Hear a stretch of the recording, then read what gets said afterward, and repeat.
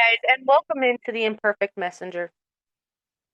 I'm your host, Maria again, and today we're discussing Matthew chapter 26, faithful, faithful through the process. So Matthew chapter 26 is one of the most emotionally powerful chapters in the gospel. At first glance, it appears to be a chapter filled with darkness, betrayal, abandonment, false accusations, fear, and failure. Yet beneath every difficult moment lies an incredible truth. God's purpose is still moving forward. What appears to be defeat is actually preparation for victory. What appears to be loss is actually the unfolding of redemption. For the imperfect messenger, Matthew 26 reminds us that God can work through difficult seasons, painful experiences, and even our mistakes to accomplish his greater purpose. This chapter teaches us how to worship sacrificially, how to remain faithful under pressure, how to surrender to God's will, how God works through imperfect people. So let's dive in. Reading first verses 1 through 5, it says, "And it came to pass when Jesus had finished all these sayings, he said unto his disciples, Ye know that after 2 days is the feast of the Passover, and the Son of Man is betrayed to be crucified.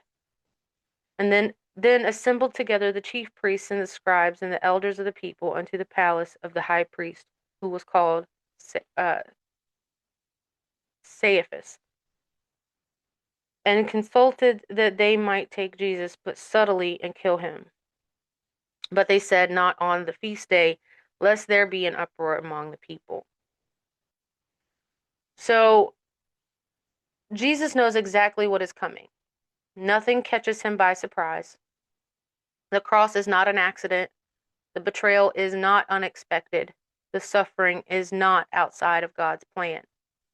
The deep teaching insight here: one of the greatest sources of peace for believers is understanding that God is never caught off guard.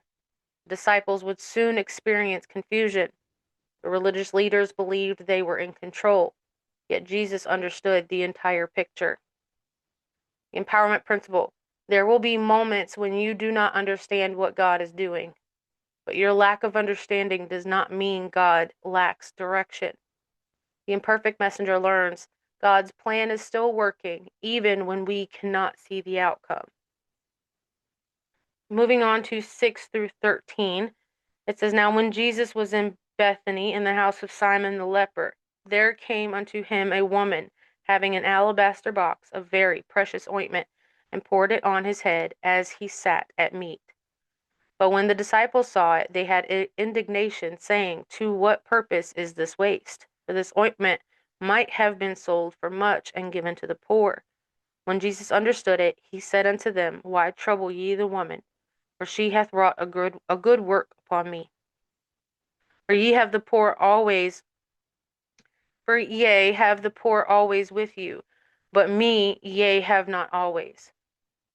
For in that she hath poured this ointment on my body, she did it for my burial. Verily I say unto you, wheresoever this gospel shall be preached in the whole world, there shall also this woman hath done be told for a memorial of her." Then one of the 12, called Judas Iscariot, went unto the chief priests, and said unto them, What will ye give me, and I will deliver him unto you? And they covenanted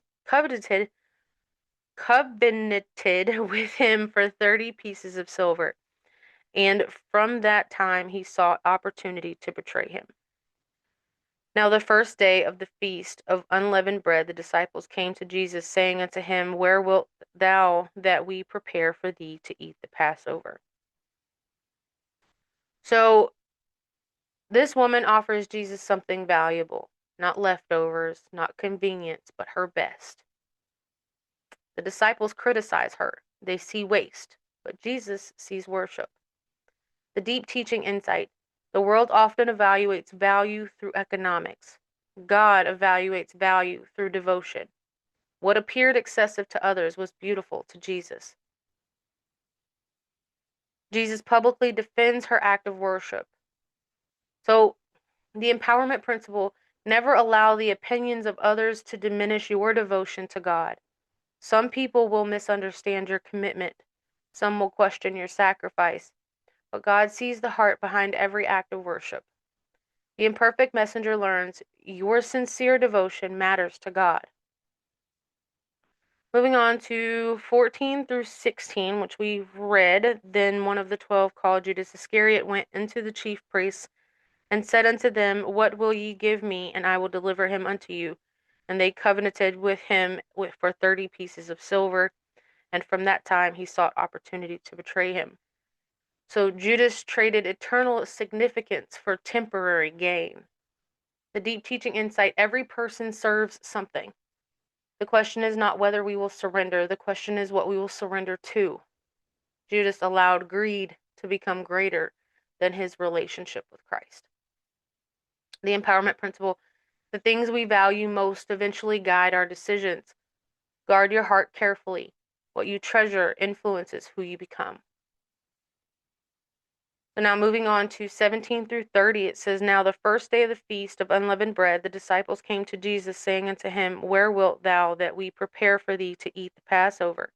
And he said, Go into the city to such a man, and say unto him, The master saith, My time is at hand. I will keep the Passover at thy house with my disciples. And the disciples did as Jesus had appointed them, and they made ready for the Passover. Now when the even was come, he sat down with the 12. And as they did eat, he said, Verily I say unto you, that one of you shall betray me. And they were exceeding sorrowful, and began every one of them to say unto him, Lord, is it I? He answered and said, He that dippeth his hand with me in the dish, the same shall betray me. The Son of Man goeth as it is written of him. But woe unto that man by whom the Son of Man is betrayed. It had been good for that man if he had not been born.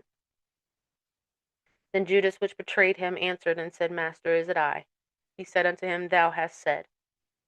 And as they were eating, Jesus took bread and blessed it and brake it and gave it to the disciples and said, Take, eat, this is my body.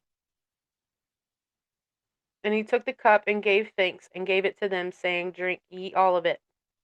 For this is my blood of the New Testament, which is shed for many for the remission of sins.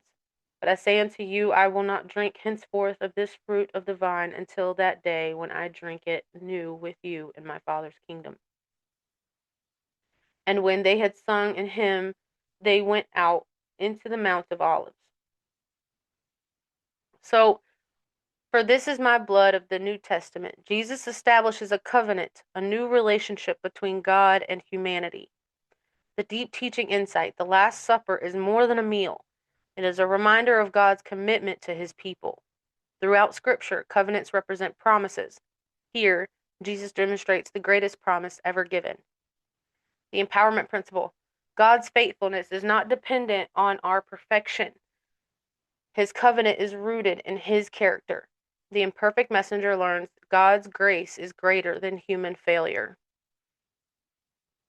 So, moving on to 30 through 46, it says, Then saith Jesus unto them, All ye shall be offended because of me this night. For it is written, I will smite the shepherd, and the sheep of the flock shall be scattered abroad. But after I am risen again, I will go before you into Galilee. Peter answered and said unto him, Though all men shall be offended because of thee, yet will I never be offended. Jesus said unto him, Verily I say unto you, or unto thee, that this night before the cock crow, thou shalt deny me thrice. Peter said unto him, Though I shall die with thee, yet will I not deny thee. Likewise also said all the disciples. Then cometh Jesus with them unto a place called Gethsemane, and saith unto the disciples, Sit ye here, while I go and pray yonder. And he took with him Peter and the two sons of Zebedee, and began to be sorrowful and very heavy. Then saith unto them, My soul is exceeding sorrowful, even unto death. Tarry ye here, and watch with me. And he went a little farther, and fell on his face, and prayed, saying, O Father, if it be possible, let this cup pass from me. Nevertheless, not as I will, but as thou wilt. And he cometh unto the disciples, and findeth them asleep, and saith unto Peter, What, could you not watch with me 1 hour? Watch and pray, that ye enter not into temptation. The spirit indeed is willing, but the flesh is weak." He went away again the second time and prayed, saying, "O my Father, if this cup may not pass away from me except I drink it, thy will be done." And he came and found them asleep again, for their eyes were heavy. And he left them and went away again and prayed the third time, saying the same words. Then cometh he to his disciples and saith unto them, "Sleep on now, and take your rest. Behold, the hour is at hand, and the Son of Man is betrayed into the hands of sinners. Rise, let us be going. Behold, he is at hand that doth betray me."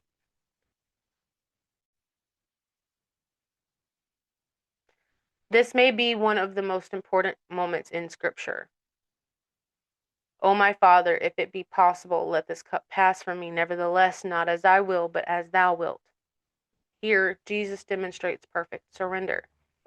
The deep teaching insight. Notice that Jesus does not deny his feelings. He expresses them honestly, yet he remains committed to God's will. Faith is not pretending difficulty does not exist. Faith is choosing obedience despite difficulty. So, looking at verse 41, it says, "Watch and pray that ye enter not into temptation." Jesus connects spiritual strength to prayer. Empowerment principle: prayer does not merely prepare us for blessings. Prayer prepares us for battles. The imperfect messenger learns strength is developed through communion with God. If we look at 47 through 56, it says, well, we're skipping a little bit. Rise, let us be going. Behold, he is at hand that doth betray me. And while he yet spake, lo, Judas, one of the 12, came, and with him a great multitude with swords and staves from the chief priests and elders of the people. Now he that betrayed him gave them a sign, saying, "Whomsoever I shall kiss, that same is he. Hold him fast." And forthwith he came to Jesus and said, "Hail, Master," and kissed him. And Jesus said unto him, "Friend, wherefore art thou come?" Then came they and laid hands on Jesus and took him. And behold, one of them which were with Jesus stretched out his hand and drew his sword and struck a servant of the high priest and smote off his ear. Then said Jesus unto him, "Put up again thy sword into his place, for all they that take the sword shall perish with the sword. Thinkest thou that I cannot no now pray to my Father, and he shall presently give me more than 12 legions of angels? But how then shall the scriptures be fulfilled, that thus it must be?" In that same hour said Jesus to the multitudes, "Are ye come out as against a thief with swords and staves for to take me? I sat daily with you teaching in the temple, and ye laid no hold on me. But all this was done, that the scriptures of the prophets might be fulfilled." Then all the disciples forsook him and fled.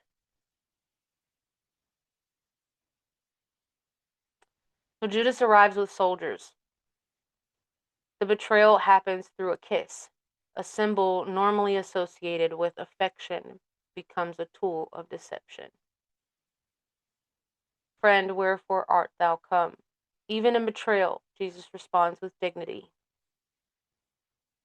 The deep teaching insight: Jesus refuses to allow someone else's actions to change his character. The empowerment principle: you cannot always control how people treat you. You can control how you respond. The imperfect messenger learns character is revealed most clearly during adversity. 57 through 68 says, "And they that had laid hold on Jesus led him away to Caiaphas the high priest, where the scribes and the elders were assembled. But Peter followed him afar off unto the high priest's palace, and went in and sat with the servants to see the end.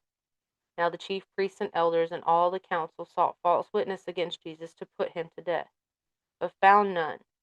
Yea, though many false witnesses came, yet found they none. At the last came 2 false witnesses, and said, This fellow said, I am able to destroy the temple of God, and to build it in 3 days. And the high priest arose and said unto him, Answerest thou nothing? What is it which these witnesses against thee? But Jesus held his peace. And the high priest answered and said unto him, I adjure thee by the living God, that thou tell us whether thou be the Christ, the Son of God. Jesus saith unto him, Thou hast said, nevertheless I say unto you, hereafter shall ye see the Son of Man sitting on the right hand of power, and coming in the clouds of heaven. Then the high priest rent his clothes, saying, He hath spoken blasphemy. What further need have we of witnesses? Behold, now ye have heard his blasphemy. What think ye? They answered and said, He is guilty of death. Then did they spit in his face, and buffeted him, and others smote him with the palms of their hands, saying, Prophesy unto us, thou Christ, who is he that smote thee? So false witnesses attempt to condemn Jesus. Accusations are made. Truth is distorted. But Jesus held his peace. Deep teaching insight. There are moments when wisdom speaks. There are moments when wisdom remains silent. Jesus understood the difference. The empowerment principle, not every accusation requires a response. Sometimes your integrity speaks louder than your defense. Moving on to 69 through 75, it says, Now Peter sat without in the palace, and a damsel came unto him, saying, Thou also was with Jesus of Galilee. But he denied before them all, saying, I know not what thou sayest. And when he was gone out into the porch, another maid saw him, and said unto them that were there, This fellow was also with Jesus of Nazareth. And again he denied with an oath, I do not know the man. And after a while came unto him they that stood by, and said to Peter, Surely thou also art one of them, for thy speech bewrayeth thee. Then began he to curse and to swear, saying, I know not the man. And immediately the cock crew. And Peter remembered the word of Jesus, which said unto him, Before the cock crow, thou shalt deny me thrice. And he went out and wept bitterly. So Peter had confidently declared, Though I should die with thee, yet will I not deny thee. Yet fear overtakes him. 3 times he denies Jesus. And he went out and wept bitterly. This is one of the most important moments for the imperfect messenger, because Peter fails, yet Peter is not finished. The deep teaching insight: failure is not the end of Peter's story. It is part of his development. God does not define Peter by his worst moment. God defines Peter by what he becomes through grace. The empowerment principle: your mistakes do not cancel God's purpose. Your failures do not erase God's calling. Your weaknesses do not surprise God. The imperfect messenger learns God specializes in restoring imperfect people. The major lessons of Matthew 26. God remains in control even during difficult seasons. Genuine worship is valuable to God. What we treasure shapes our decisions. Prayer develops spiritual strength. Surrender is an act of faith. Character matters during adversity. Wisdom includes knowing when to speak and when to remain silent. Failure does not disqualify God's purpose. The imperfect messenger principle: Matthew 26 proves something powerful. Even faithful people experience difficult moments. The disciples struggled. Peter failed. Judas fell away. Yet God's plan continued. The difference was not perfection. The difference was surrender. So the final challenge, I want you guys to ask yourself, am I trusting God when I cannot see the outcome? What am I bringing to God in worship? Have I developed a strong prayer life? Am I allowing difficult seasons to strengthen my faith? Have I accepted God's grace in areas where I have failed? Matthew 26 teaches us this: God does some of his greatest work in the middle of life's most difficult moments. So stay faithful, stay surrendered, and stay prayerful, because what looks like the end may actually be God's preparation for a greater beginning. I want to thank you guys for joining me for Matthew chapter 26 on the imperfect messenger. Go forth and be blessed. Bye, guys.